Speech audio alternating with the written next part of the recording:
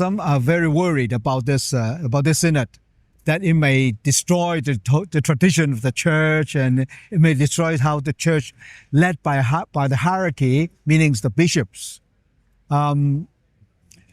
So I think that's fears that we have to acknowledge, recognize. In a sense, also honor, because that's real fear, right?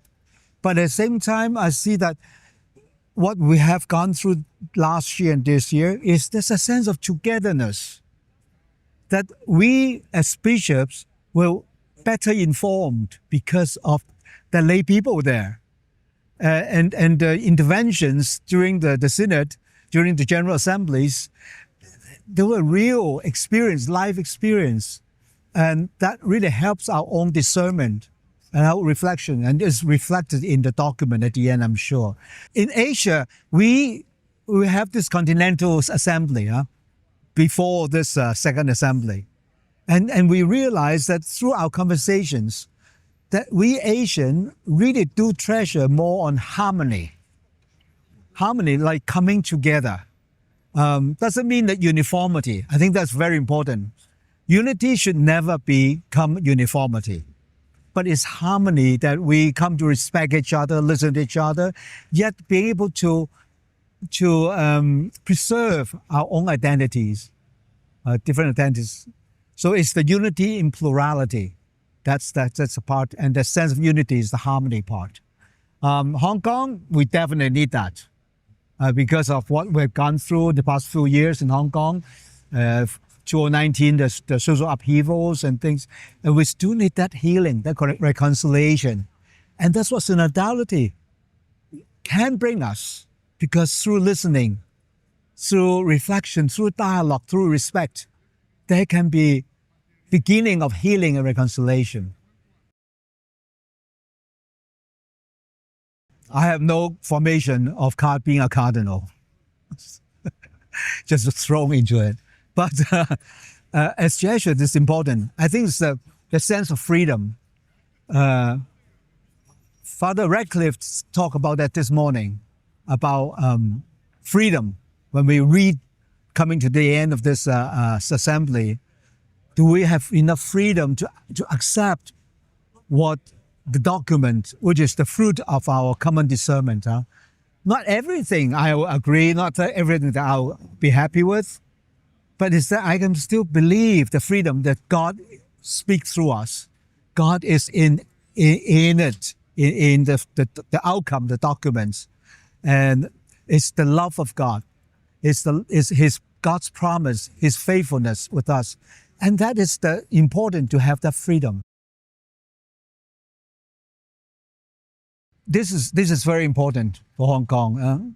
Since my predecessor, Cardinal Wu, I think in the 1980s, 90s, we set up with, he's actually the one who's the main promoter of the 6 major religions in Hong Kong coming together. There's a colloquium.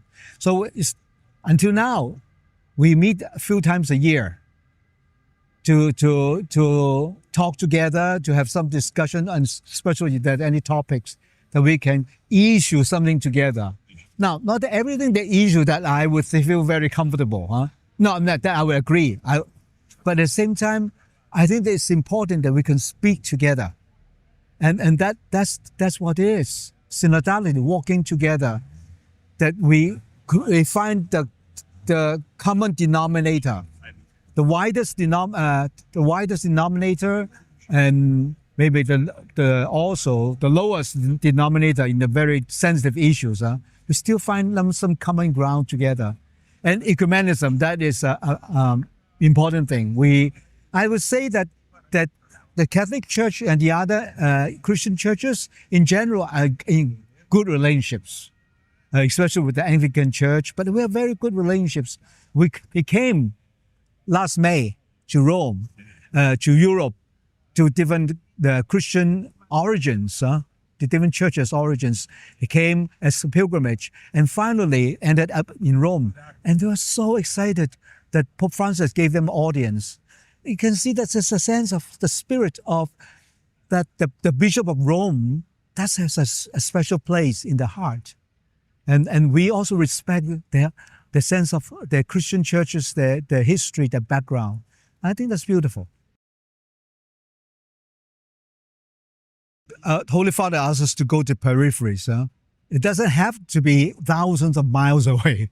In every society, like in Hong Kong, we have people who are marginalized, people who the voice is not being heard. They even feel like they're being abandoned by the church. Those are the groups. It could be we call LGBTQ or the sexual minorities. It could be refugees and migrants. We also, I think a lot of people in Hong Kong, they do not realize they are refugees and asylum seekers because they don't see them, but they're there. So how do the church speak with them or just walk with them and in a way speak for them? And those migrant, I would say also creation, really we call it wildlife and the ecology, they cannot speak for themselves. How do we also be with them and speak for them? By speaking for them, we're speaking for ourselves. We need to exist and survive together and thrive together. My message is this: don't think that the final document is going to be something big, wow, and then it's always about, it'll be about women diaconate. Not necessarily this way, but I think the most fundamental change in the church is walking, journeying together, synodality. If we can really do that, learn how to listen with empathy, how to have that dialogue with empathic dialogue, is already a big change for the world today. Well, when we're facing a ego, a cultural ego, and then we have this nationalism, all these things, they don't listen.